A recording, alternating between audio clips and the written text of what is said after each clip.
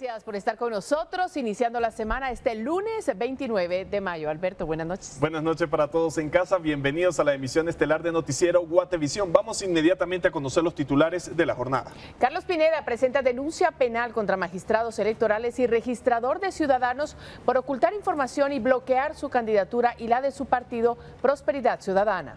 Y en otros temas, inconformidades en el diseño de papeletas electorales. Partidos políticos plantean preocupaciones sobre tamaño y texto. ¿Afectarán la claridad del voto?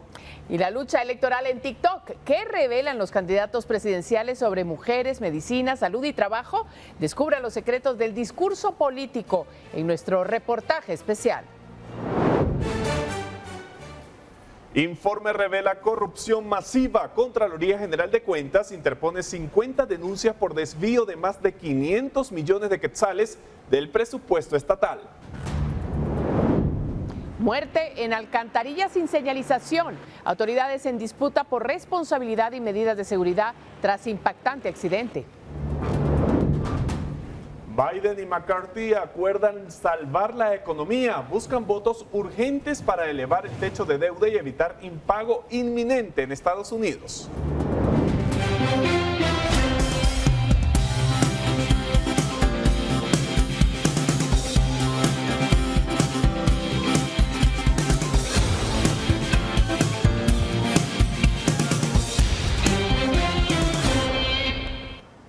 ¿Cómo están? Buenas noches, gracias por sintonizar a esta hora la emisión estelar de Noticiero Guatevisión. Nosotros listos para comenzar la semana con las noticias. Buenas noches, Alberto. Buenas noches para ti, María Luisa, y para todos nuestros televidentes. Así es, inició la semana y cargada de mucha información, así que vamos de inmediato con las noticias.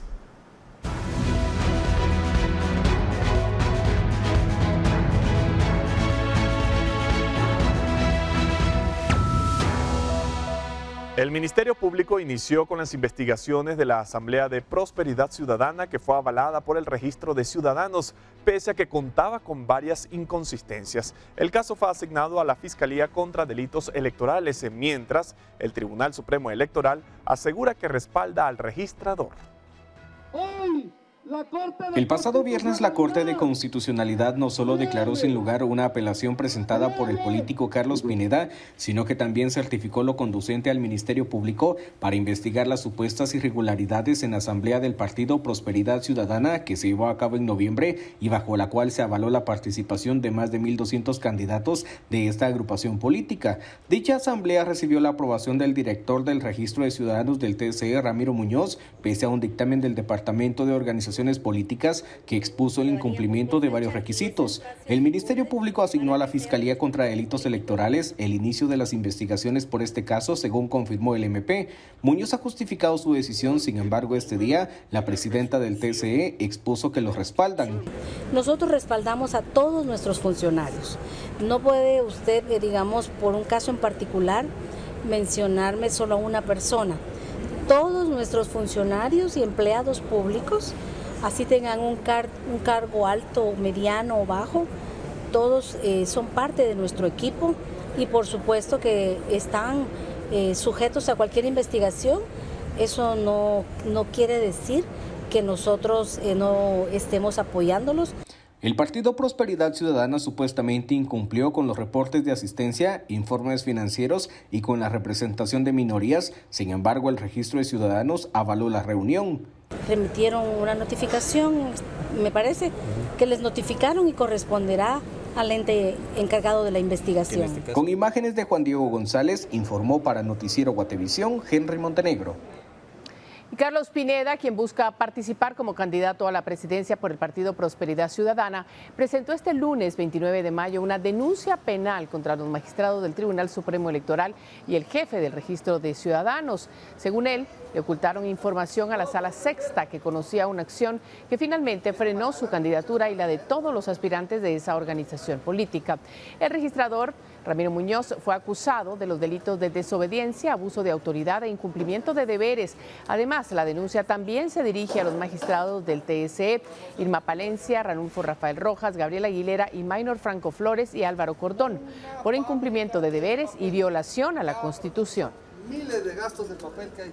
Por eso no educan en las escuelas, es la mera... Y fiscales de los partidos políticos asistieron hoy a una reunión para la última revisión del diseño de las papeletas electorales para su impresión. Sin embargo, algunos de los representantes presentes mostraron su inconformidad por ciertos detalles. Vamos a ver de cuáles se trata. El tamaño del logo de las agrupaciones políticas que compiten en coalición, así como del texto con el nombre de los candidatos a diputados, fueron las principales inconformidades de algunos partidos políticos durante la última revisión de los artes de las papeletas electorales que se comenzarán a imprimir. Aunque hace algunas semanas los mismos partidos dieron marcha atrás con la decisión y aprobaron que se incluyera el nombre de los aspirantes a diputados por el Estado Nacional, por los distintos distritos y del Parlamento Centroamericano, ahora algunos consideran que puede generar problemas para el votante.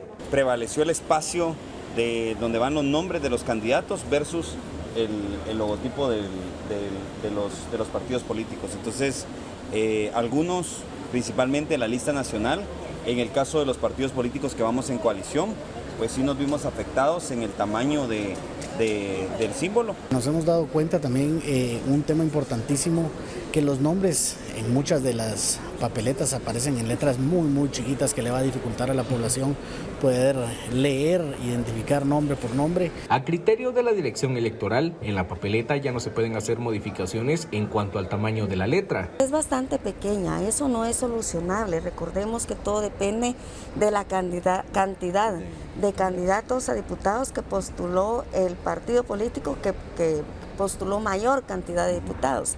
Entonces esto marca el tamaño de la letra, porque incluso fue uno de los requerimientos de los partidos políticos que el tamaño que debe tener la letra de todos los candidatos que van a aparecer en la papeleta lo determina el que postula más candidatos. Con la última revisión de los artes y los detalles que se corregirán, se podría comenzar con la impresión de las papeletas. Nosotros esperaríamos que entre el día de hoy y mañana podamos hacer esas pequeñas modificaciones a los diseños y ya seguidamente de estar dando inicio a la impresión de aquellas papeletas que no tenemos nada que esperar. La revisión se hizo en el Centro de Operaciones del Proceso Electoral en el Parque de la Industria. Sin embargo, solo se mostraron los modelos de las papeletas presidenciales, de diputaciones y de corporaciones municipales, únicamente la de la capital. Además, como restricción no se permitió tomar fotografías debido a los controles de seguridad de las papeletas para evitar la reproducción de diseños similares previo a las votaciones. En total se imprimirán 9.4 millones de papeletas por cada uno de los 5 tipos de elección y se erogarán alrededor de 19 millones de quetzales. El TC espera que las papeletas estén impresas como máximo 12 días antes de los comicios para el embalaje y según la dirección electoral, hasta el momento no ha habido solicitud de prorrogar los plazos, aunque se pueden ajustar. En el caso de Prosperidad Ciudadana, a quien se le suspendieron todas sus candidaturas, en las papeletas su casilla luce de color gris y así comenzará la impresión. Con imágenes de Juan Diego González, informó para Noticiero Guatevisión, Henry Montenegro. Y un grupo de vecinos acusaron a una asociación de Nevas Quiché de haberlos estafado vendiéndoles visas de trabajo para laborar en Estados Unidos. Señalaron al candidato a alcalde de la UNE de estar en esa asociación y ser parte de la estafa. Un grupo de vecinos de Nevas Quiché interpusieron una denuncia en contra de la asociación Aconovil de ese municipio, acusándolos de estafarlos y vendiéndoles visas de trabajo para utilizarlas en Estados Unidos. Expresaron que son 130 los afectados, cobrándoles 3,000 quetzales a cada uno, lo que suman 499,000 quetzales, lo que le entregaron a los representantes de la asociación. Una de las afectadas, que ocultó su rostro por temor a represalias, señaló al actual candidato a alcalde de ese municipio por el partido UNE, Ramón Raimundo, de integrar esa asociación. Los de la asociación llegaron a ofrecer la visa de que el señor que se llama Ramón Raimundo, él dice que él les había dicho a ellos que ofrecieran la visa.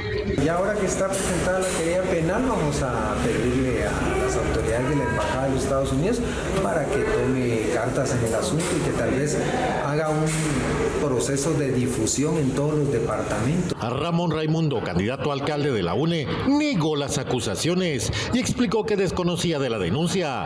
Aseguró que son estrategias de sus opositores políticos para afectarlo y provocar que no gane las elecciones. Totalmente desconozco lo que me están diciendo.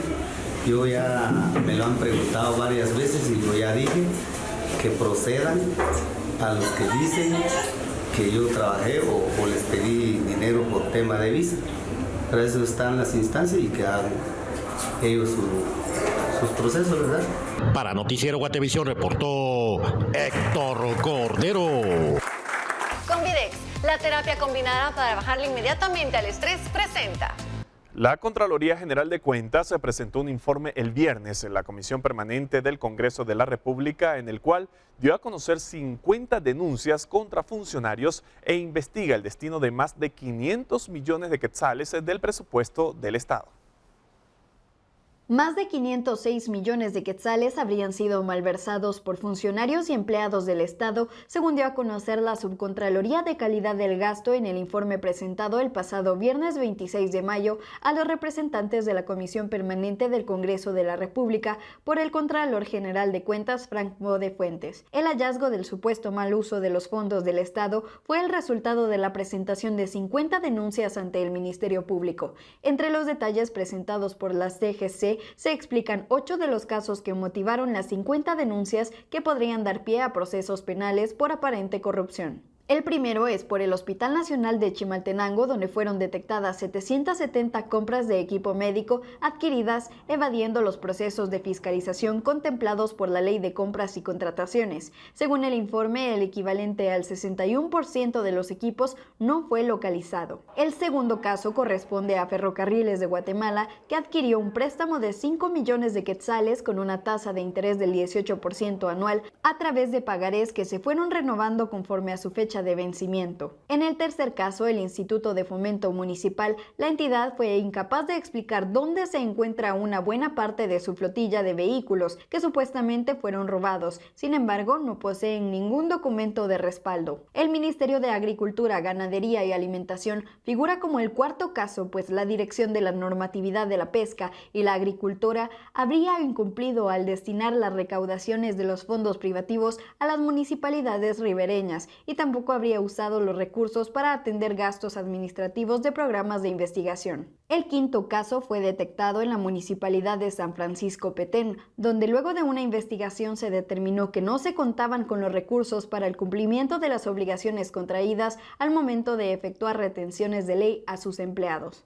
El informe también detalló irregularidades en otras 2 municipalidades, la de Samayac en Suchitepeques y en La Libertad Petén. Estas corresponden al sexto y séptimo caso. El octavo es sobre un proyecto ejecutado en propiedad privada. Según la Subcontraloría de Calidad del Gasto, se efectuaron 322 sanciones económicas por un valor de 10.876.787 quetzales con un centavo. Con información de Douglas Cuevas para Noticiero Guatevisión, Fátima Herrera. Convidex, la terapia combinada para bajarle inmediatamente al estrés, presentó. Y Jonathan Chévez, señalado de lavar dinero durante el gobierno del Partido Patriota, fue beneficiado judicialmente y está cerca de recuperar libertad. Una jueza le otorgó arresto domiciliario, arraigo, prohibición de comunicarse con otros imputados y caución de 1 millón de quetzales. Hace 8 años fue detenido y señalado de lavar dinero a estructuras dirigidas por Otto Pérez Molina y Roxana Valdetti cuando gobernaron el país. El Ministerio Público lo ha vinculado en los casos Cooptación del Estado, Transurbano y Bodegón. Por medio de sus abogados, Chévez ha objetado los señalamientos con acciones legales y logró resoluciones a su favor en 2 procesos.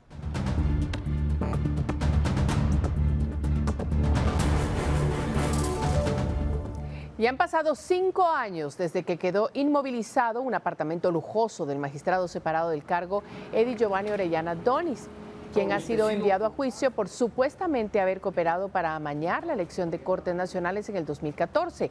Este lunes, en el Juzgado de Extinción de Dominio, se celebró una audiencia a petición de Orellana Donis, en la que solicitó que se levante la inmovilización del inmueble ubicado en la zona 14 de la capital. La Fiscalía de Extinción de Dominio justificó que ha habido demoras debido a la pandemia para pedir la extinción. El juez de extinción, Marco Antonio Villeda, cuestionó la tardanza del Ministerio Público y detalló que hay 2 peticiones contrapuestas con sentido. El juez no levantó las medidas cautelares sobre el apartamento y dio un plazo de 1 año y 6 meses para que el Ministerio Público presente la acción de extinción de dominio. Ellos tenían en este momento... Y este martes, el juicio en contra del periodista José Rubén Zamora y la exfiscal Samari Gómez continúa con la etapa de conclusiones. El Ministerio Público pedirá al tribunal una sentencia. La Fiscalía Especial contra la Impunidad acusa a Zamora de lavado de dinero, chantaje y tráfico de influencias. En el debate se han presentado testigos y documentos financieros en contra del periodista. La prueba clave son grabaciones de Ronald García Navarijo. ¿La entidad Aldea Global? No. Mire, el domingo a las 16:50 Sergio Enrique Ortiz de León murió en la malla electrificada del penal de Pavón, en Fraijanes. Según las autoridades de esa cárcel, el joven de 19 años acababa de ingresar. El pasado 24 de mayo fue encarcelado, señalado de extorsión. Ortiz estaba recluido en el sector 21. La malla electrificada es la segunda de 3 que están instaladas alrededor de la cárcel como medida de seguridad para evitar fugas. Y la cámara de seguridad de un comercio captó el momento en que delincuentes intentaron robar un pick-up en la colonia El Chato, en la zona 18 de Guatemala. En el video se puede observar claramente cómo los delincuentes aprovecharon la lluvia y las horas de la madrugada para cometer el robo. Sin embargo, su intento resultó fallido, ya que no lograron arrancar el vehículo. Desesperados, intentaron empujarlo en vano, tratando de encender el motor. Ante esta situación, los vecinos del lugar expresaron su frustración y falta de confianza en la Policía Nacional Civil, manifestando su intención de tomar la justicia y la seguridad en sus propias manos. Bueno, en más noticias, se produjo un accidente de tránsito en el kilómetro 9.5 de la ruta al Atlántico.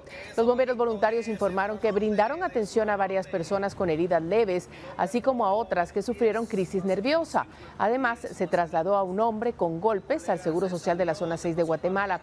Según testigos presenciales, el conductor del tráiler circulaba a alta velocidad, lo que ocasionó que perdiera el control e impactara contra 3 vehículos que se encontraban en el carril contrario.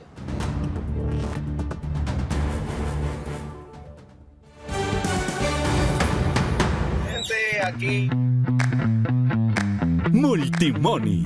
Finanzas de estos tiempos. Presenta. El poder de las palabras. Candidatos presidenciales conquistan TikTok con mensajes claves sobre mujeres, medicina, salud y trabajo. Descúbralo en nuestro reportaje especial. Multimoney. Finanzas de estos tiempos. Presentó.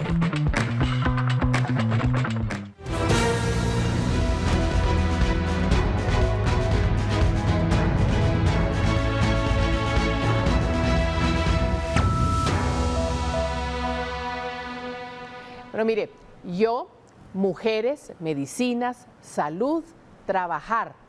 Alberto, ¿qué tienen estas palabras en común? Bueno, María Luisa, te explico a ti y a toda nuestra audiencia que son algunas de las que los candidatos presidenciales punteros más repiten en TikTok, uno de los espacios en donde juegan con las palabras para ganar votos. El periodista Carlos Kessler analiza qué hay detrás del discurso digital de los políticos en este reportaje especial.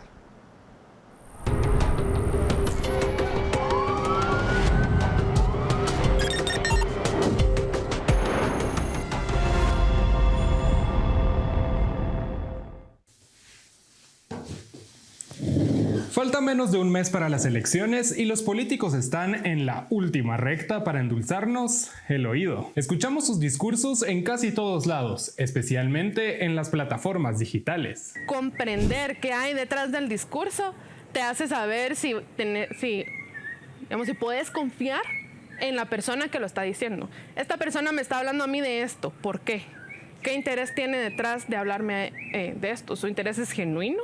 Los espacios en internet son casi infinitos, pero uno de los que más destaca es TikTok, la tercera red social más utilizada en Guatemala, que por primera vez aparece en un proceso electoral en nuestro país. Allí escuchamos de todo, desde chistes muy malos hasta peleas entre los partidos. A pesar de todo, los 3 candidatos presidenciales que lideran la intención de voto la tienen clara. Para ganar el juego por el poder, primero hay que ganar el juego de las palabras. Voy a decir lo que sea que yo crea necesario que resuene en esa persona. Dicen lo que sea para ganar votos. Examinemos sus discursos entonces. Para identificar los mensajes que intentan posicionar, tomamos los TikToks que publicaron los 3 candidatos punteros durante los 5 días posteriores a la publicación de la primera encuesta de Prensa Libre. Transcribimos hasta la última oración de lo que dicen en cada video. Y luego, con la ayuda de programas especializados, definimos qué palabras se repiten más. Obtuvimos nubes de términos para cada político, que se ven algo así. Las palabras más grandes son las más frecuentes, las más pequeñas, las menos. Si me preguntan a mí, hay cosas muy interesantes. Por ejemplo, uno de los términos que más pronuncian los 3 candidatos es yo. El egocentrismo de los candidatos es... naturalmente se espera que pase, o sea, porque están pidiendo votos para ellos. No me sirve de nada ser un candidato relevante si yo no puedo traducir mis likes o mis seguidores a votos. Entonces tengo que asegurar que entiendan que yo soy la persona idónea para este trabajo. Pues sí, todo es yo en la política, pero eso es un síntoma de algo mucho más grave en nuestra democracia. Lo hiciéramos una comparación con una empresa, por ejemplo. Es como si el dueño de la empresa te vendiera sus productos en base a quién es el dueño y no en base a cuál es el producto, cuál es su marca, etc. ¿Eso qué pasa? Que entonces ya no trasciende el proyecto político de una generación a la siguiente o de un candidato al siguiente. Complicado. Pero sigamos con las palabras. Analicemos primero a Sandra Torres. Esta es su nube. Los 5 vocablos que más se repite son yo, mujeres, hoy, gobierno y siempre. Gobierno, siempre, mujeres. ¿Qué buscará Torres con decir eso? Creo que en parte es para apelar el recuerdo que todavía existe en ciertas áreas del país de cómo ella impulsó estos programas de la bolsa solidaria, de las transferencias condicionadas, etcétera, que eran las mujeres las receptoras de esa ayuda. Y también eso vincula con la palabra siempre, porque ella dice yo les cumplo siempre, digamos. O ustedes saben que yo siempre les cumplí, como evocando ese recuerdo. Es innegable. La UNE quiere repetir el gobierno que hizo hace más de una década. Este año se alió con personas señaladas de corrupción y exfuncionarios. De alguna u otra forma también han tenido resultados, entonces también está tratando de apelar a la confianza del ciudadano, decir, bueno, sí, o sea, de alguna u otra forma la UNE se ha mantenido, la UNE me ha representado y la UNE pues ha traído resultados.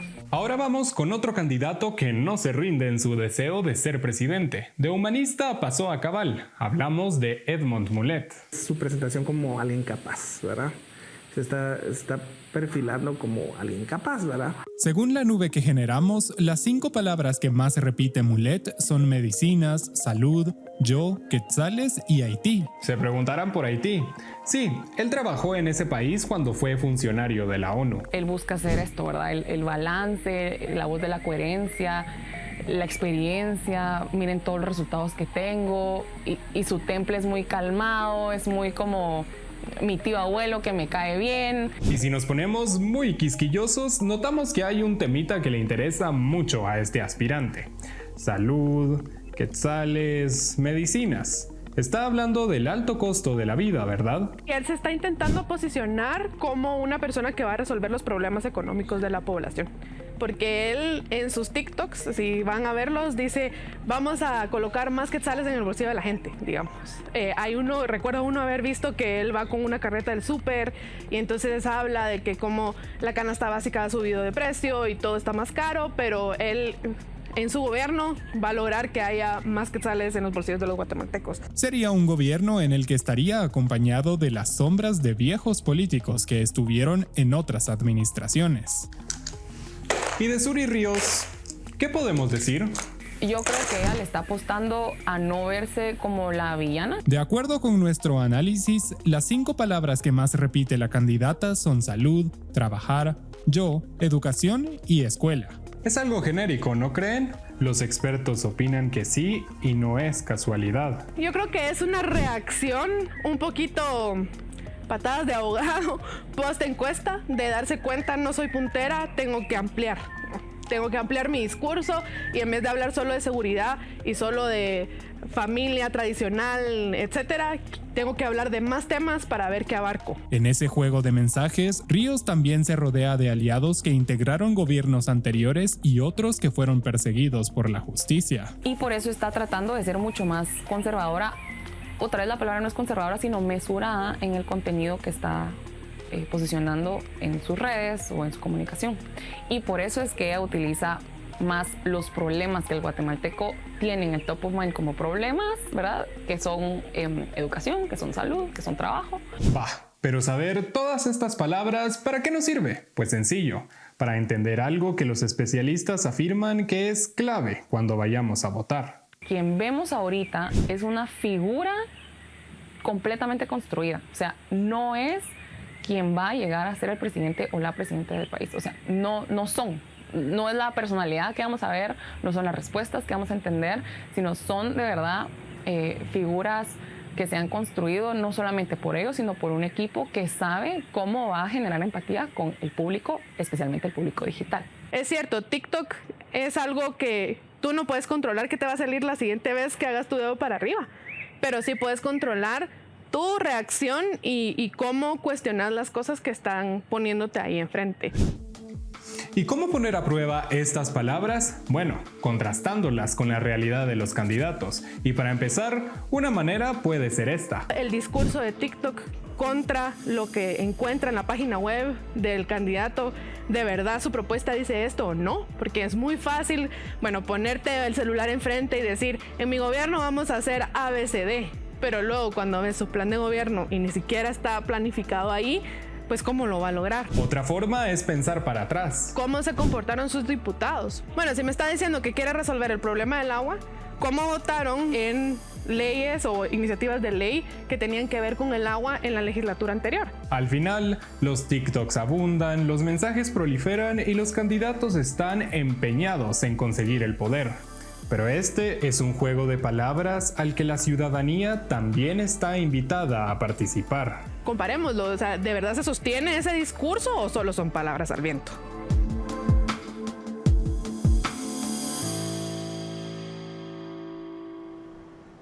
Excelente reportaje de nuestro compañero Carlos Kessler, además una buena estrategia para analizar el discurso que se difunde o que difunden los candidatos a través de las redes sociales. Y hablando de discursos, hoy tenemos un nuevo invitado en Decisión Libre 2023.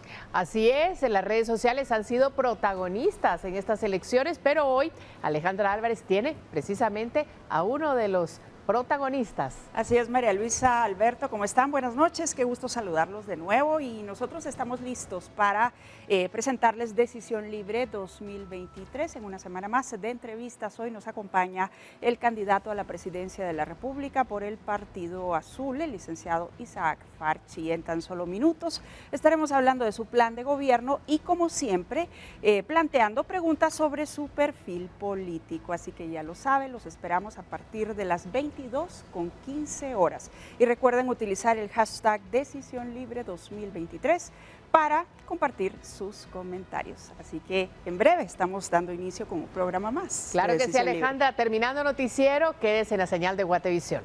Ya empiecen a realizar sus preguntas a través de la etiqueta mencionada por Alejandra Álvarez. Ahora vamos con más información de interés nacional. Impactantes imágenes circularon en las redes sociales sobre un motociclista que cae en una hondonada de alcantarilla en una banqueta.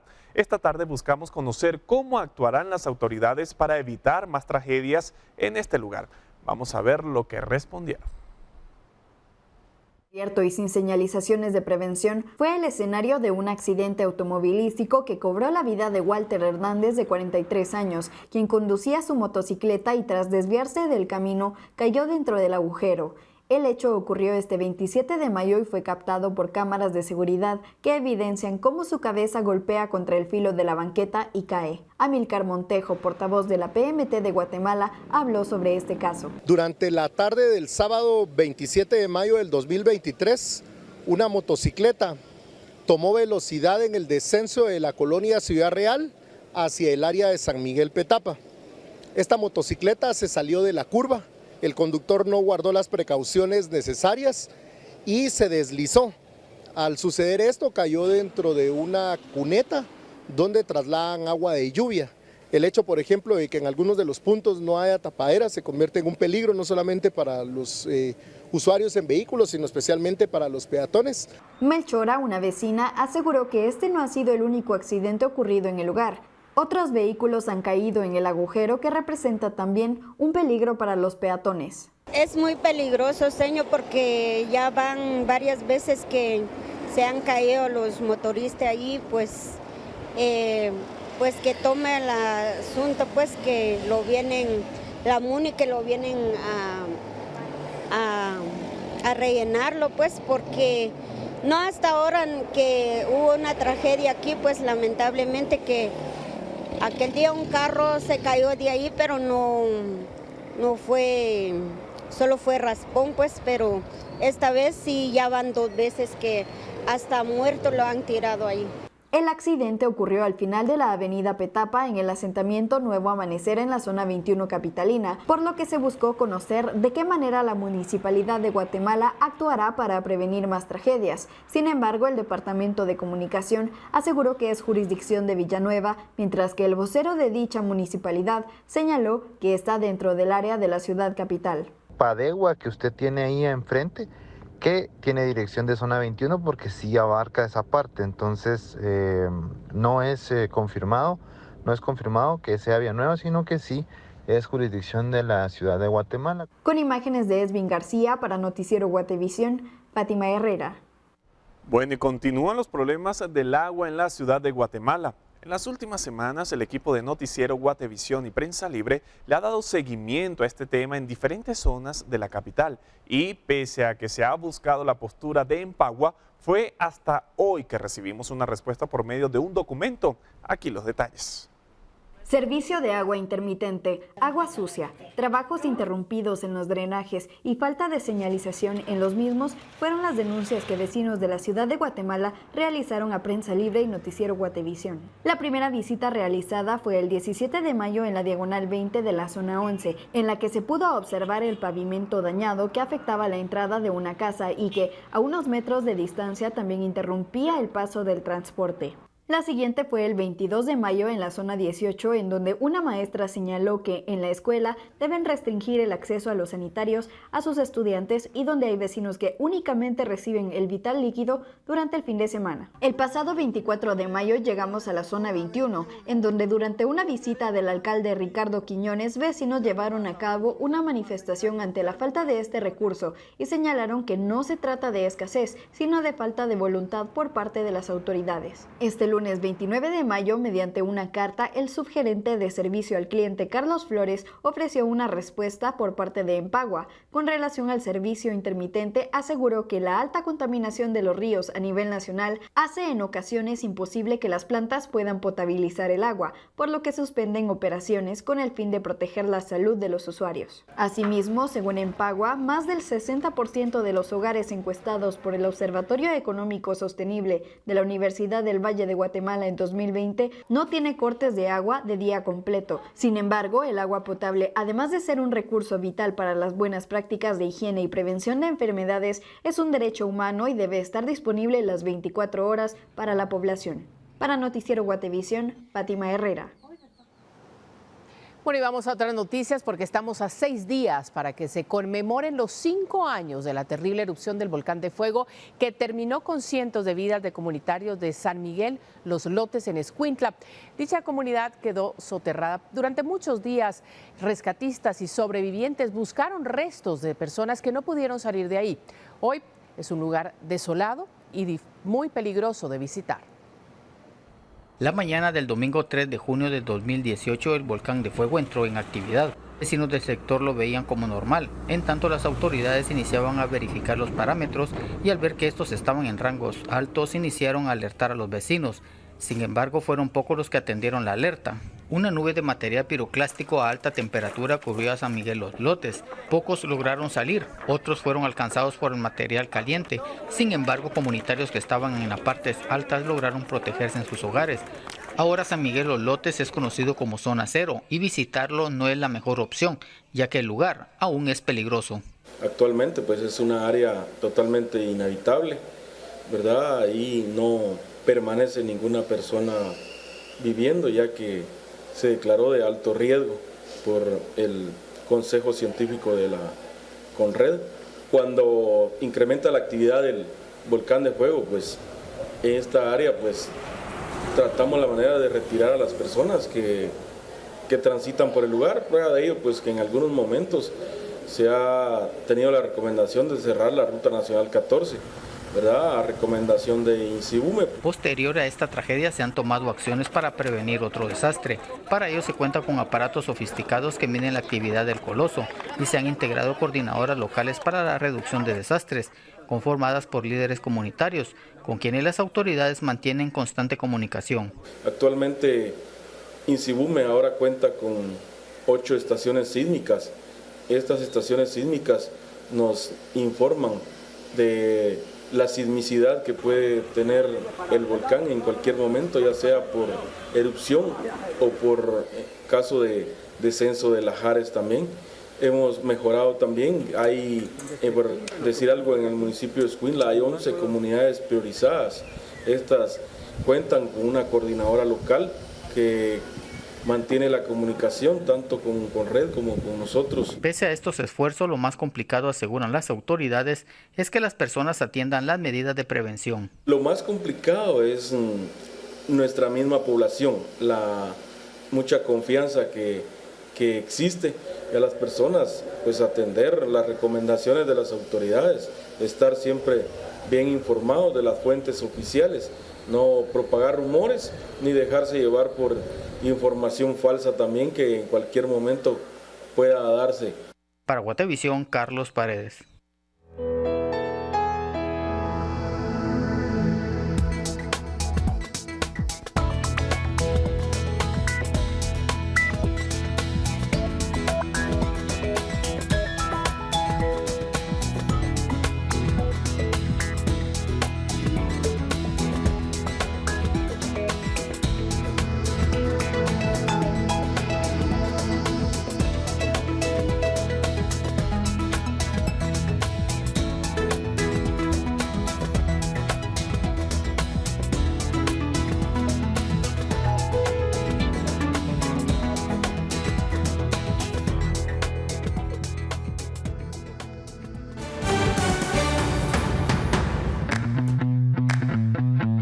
Multimoney, finanzas de estos tiempos, presenta. Biden y McCarthy pactan para evitar el impago y elevar el techo de la deuda en Estados Unidos. El Congreso se prepara para votar la crucial medida. Multimoney, finanzas de estos tiempos, presentó.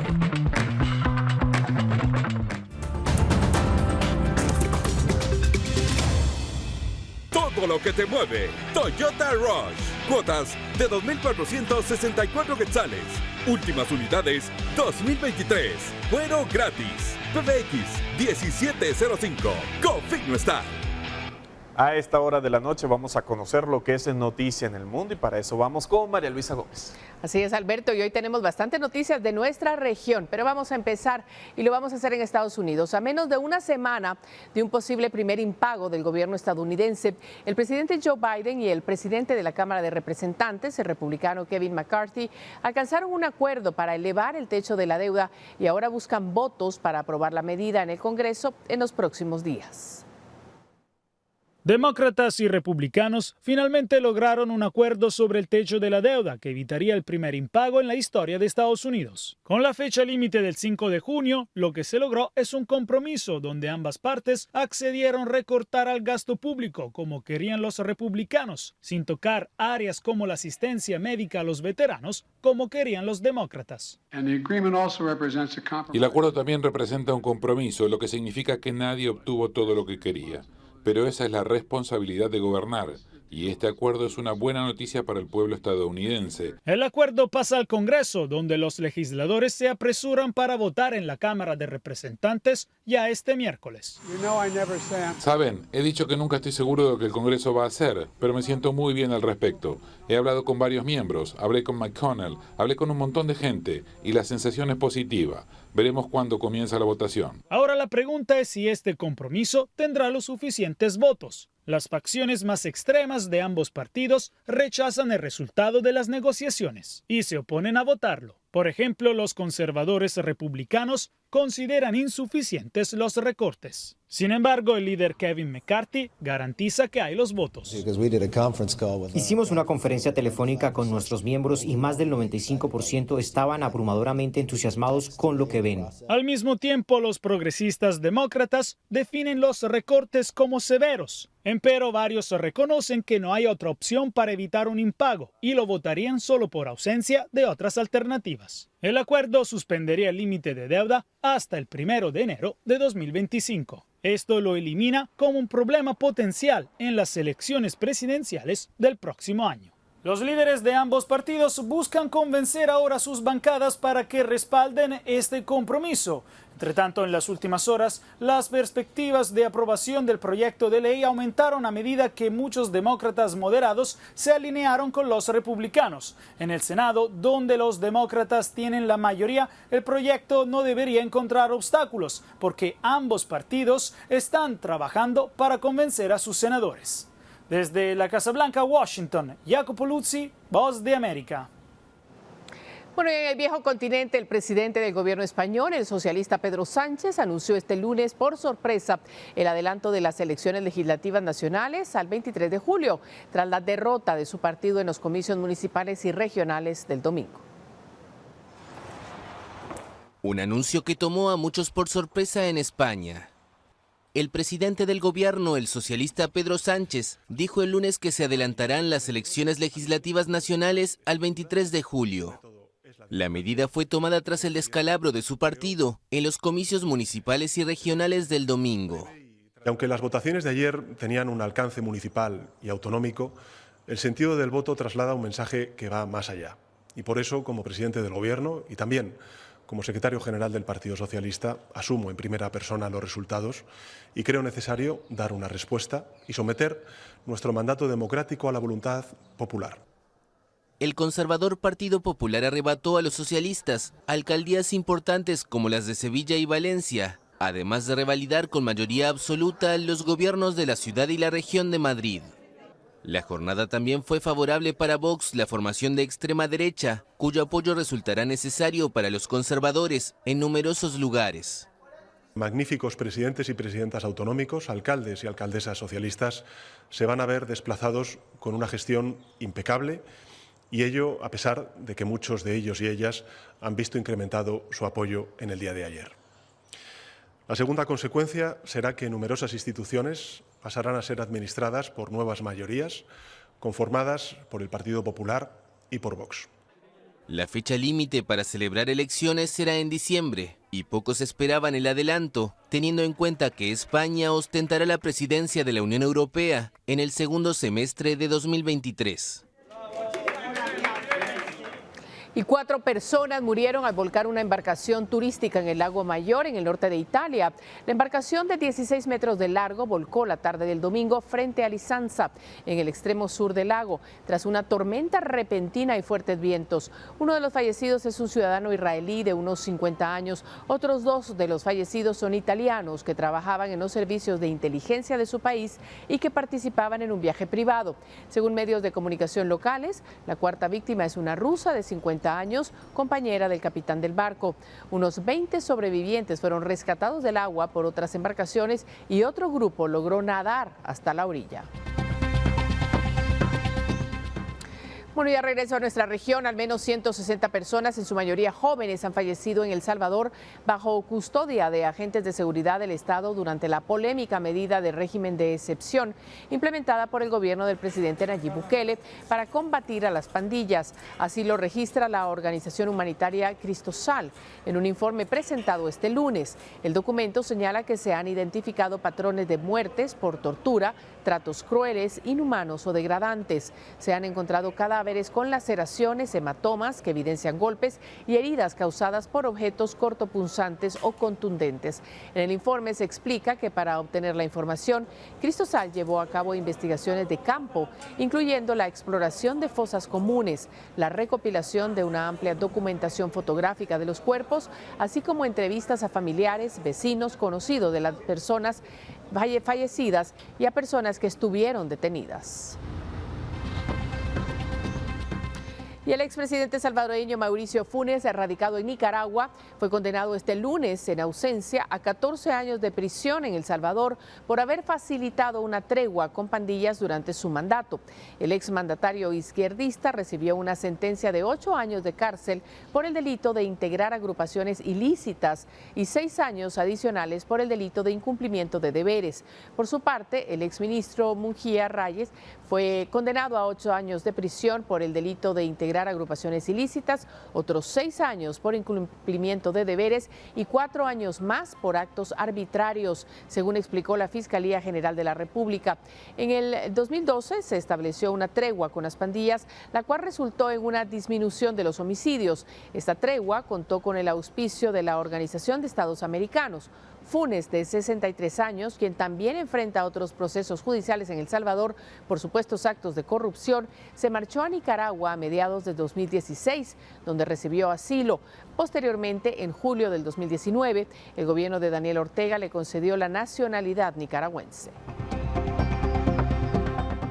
Y bloqueo de cuentas de varias parroquias en Nicaragua. El cardenal Leopoldo Brenes confirmó que las autoridades bloquearon las cuentas bancarias de algunas iglesias como parte de una investigación por lavado de dinero.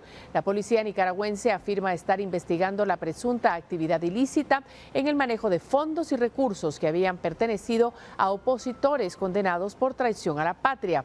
El cardenal Brenes dijo que en el departamento de Estelí fueron detenidos 2 sacerdotes quienes brindarán la información pertinente a las autoridades. Nicaragua endureció sus leyes y controles sobre opositores tras las protestas del 2018 contra el gobierno de Daniel Ortega, quien lleva en el poder desde el 2007 y ha sido reelegido sucesivamente en elecciones cuestionadas por la oposición. Todo lo que te mueve. Toyota Rush. Cuotas de 2.464 quetzales. Últimas unidades 2023. Cuero gratis. PBX 1705. Configno Star. Bueno, y así las noticias del mundo en este noticiero estelar de Guatevisión, Alberto. Y queda mucha información en materia económica, deportiva y también cultural, pero luego de la pausa.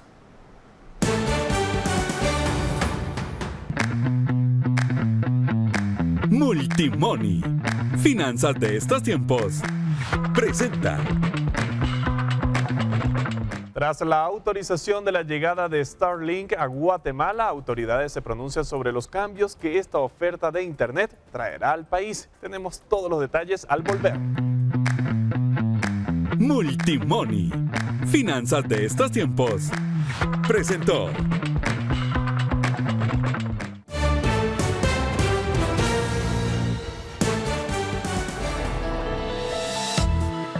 Nos da mucho gusto que siga con nosotros porque es momento de recibir a Paula Osaeta. Eso quiere decir una sola cosa, que ya estamos listos para el segmento Hablemos de Dinero. Paula, buenas noches. Buenas noches, qué gusto iniciar la semana con ustedes. Hoy quiero contarles que la empresa portuaria Quetzal informó que ya envió invitaciones a varias empresas del exterior para que manifiesten interés para el manejo de la carga contenerizada que hoy está a cargo de la empresa APM Terminals Quetzal. De forma paralela se llevan a cabo reuniones para buscar arreglos con esta compañía mientras se concretan las notificaciones finales sobre la anulación de un contrato que le dio origen a las operaciones de APM Terminals en el país, lo que implicaría su desalojo de las instalaciones que ahora ocupan. Francisco Anleu, gerente general de EPQ, informó en una citación en el Congreso que la consecuencia de la nulidad del contrato de servicios y del usufructo de APM Terminals Quetzal es que no podrá continuar las operaciones del aforo aduanero. Anleu explicó que el contrato fue declarado nulo por las Cortes y no va a variar el fondo. Se está buscando una solución para garantizar la operación y todos los detalles están en análisis. Si la sentencia queda firme, las licencias de operación de APM Terminals pierden validez y legalmente ya no se podría operar la carga y la terminal quedaría paralizada. Y en otros temas quiero contarle que en año electoral muchos sectores tienen dudas sobre posibles inversiones o generar nuevos negocios. ¿Pero qué pasa con los emprendedores? Hablé con Hugo Díaz, director del Acton MBA de la Universidad Francisco Marroquín, quien nos explica más. Hugo Díaz, director del Acton MBA de la Universidad Francisco Marroquín, que es un máster para emprendedores que surgió en Estados Unidos, habló sobre los emprendedores y los retos que tienen en un año electoral. Comentó que el factor más importante es la incertidumbre, sobre todo por parte de los clientes. Es bastante común escuchar que años electorales, pues especialmente los clientes, cuando uno tiene una empresa, que los clientes digan, voy a aguantar un poquito antes de tomar decisiones importantes sobre inversiones. Entonces, sí, digamos, en mi experiencia propia también he notado que los años electorales usualmente son un poco más lentos en cuanto a los negocios. Claro, depende todo del giro de negocios. Sin embargo, hay cientos de negocios que han iniciado en crisis, se posicionan en ese momento y cuando la economía empieza a levantar, el negocio está listo para subirse a la ola. En el caso de que un emprendedor quiera hacer alguna inversión, dependerá de su tolerancia al riesgo. Habemos emprendedores que no somos, digamos, tan aversos al riesgo y vemos en eso justamente una oportunidad para invertir. Y si uno es así, creo que hay que aprovecharlo. Por supuesto, hay muchísimas otras variables que uno tiene que tomar en cuenta. O sea, si uno está seguro de lo que está haciendo y por qué, puede ser un buen momento de invertir. Si uno piensa que al final es temporal la desaceleración. Díaz recomienda a los emprendedores que en épocas de crisis o como una época electoral como la que estamos teniendo en el país, se entiendan las necesidades y el comportamiento del cliente para así tomar mejores decisiones y crear posibles escenarios. Es importante que el emprendimiento sea flexible para que no dependa de una elección en el caso de un año electoral. Además, es importante que el emprendedor tenga una visión a largo plazo y una buena planificación para que no sea afectado por algo que puede ser temporal. Y escuche esto, no es mi trabajo compensar que no contraten suficientes personas para mantener una empresa y no voy a destruir mi mente y mi cuerpo tratando de hacerlo. Esta frase encapsula la necesidad de establecer límites y priorizar nuestro bienestar. Es esencial reconocer que nuestra salud mental y física son fundamentales para nuestro desempeño laboral y nuestro crecimiento personal. Como profesionales es importante comunicar claramente nuestras capacidades y límites. No podemos asumir la responsabilidad total de cubrir la falta de contrataciones en una empresa. Siempre debemos buscar soluciones colaborativas y equitativas que permitan mantener un entorno laboral saludable y productivo. Recuerde que cada uno de nosotros merece ser respetado y valorado por nuestras contribuciones, sin sacrificar nuestra salud en el proceso. Así que tome en cuenta eso y no tenga miedo de comunicar lo que siente. Nos vemos mañana con más en Hablemos de Dinero. Buenas noches. Bueno, y la firma Starlink que llegará a Guatemala, y la pregunta que muchas personas se hacen es si cambiará la oferta de Internet con su llegada. Las autoridades ya se han pronunciado ante la inminente incursión del Internet satelital en el país.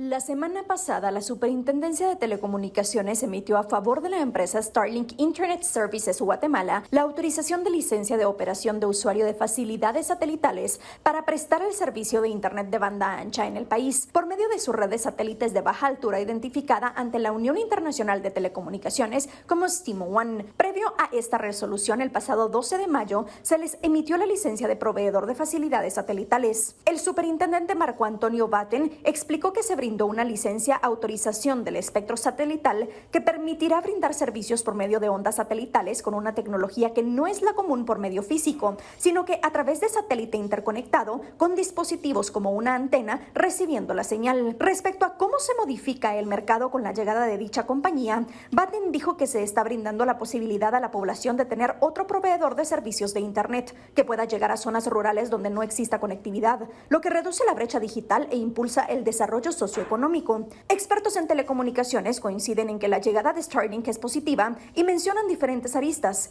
Generará más competencia, ayudará a reducir la brecha digital y de acceso a Internet y provoca que las empresas que ya operan en el país se preparen para ofrecer un nuevo servicio. Además, se lograría la cobertura en todo el territorio nacional, tomando en cuenta que se prestará el servicio por medio de una tecnología de red de satélites de baja altura. Los expertos consideran que la nueva compañía va a ser un competidor que entrará en la lista de los 10 más grandes operadores de Internet del país, aunque no será de inmediato y tampoco modificará el mercado de forma drástica de inmediato por varias razones. En los últimos 10 años, el número de personas que usan Internet como porcentaje de la población en Guatemala pasó de 16% en el 2012 a 50.8% en el 2021. A enero de este año había 10.8 millones de usuarios de Internet en el país, con una penetración estimada de 60.4%, atendidos por 120 empresas. Para Noticiero Guatevisión, Paula Osaeta.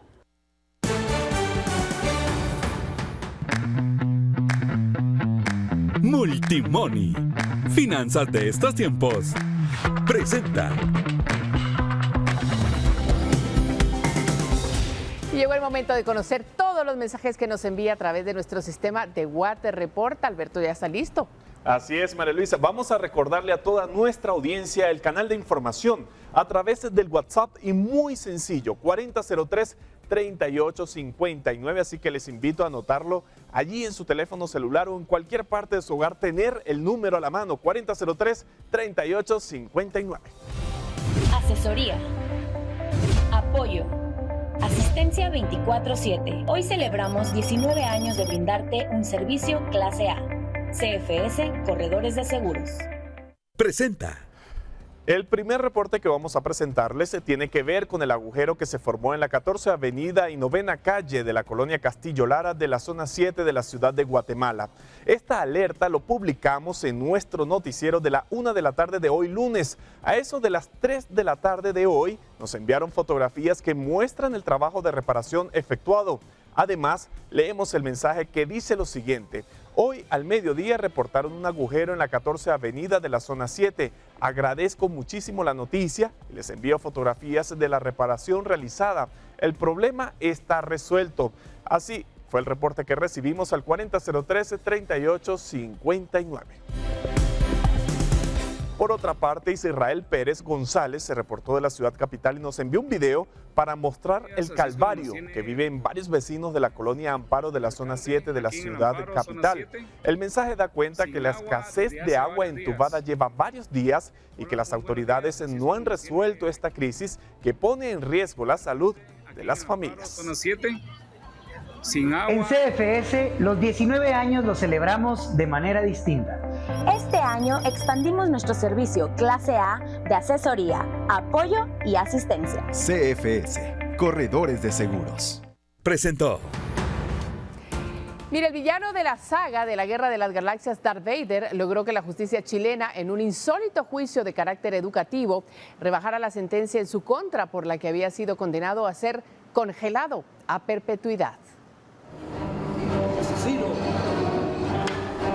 Darth Vader fue condenado en una audiencia pública en Chile. El insólito juicio contra el villano de la saga de Star Wars tuvo lugar en la Corte de Apelaciones de Valparaíso, en el marco de un ejercicio pedagógico por el Día de los Patrimonios.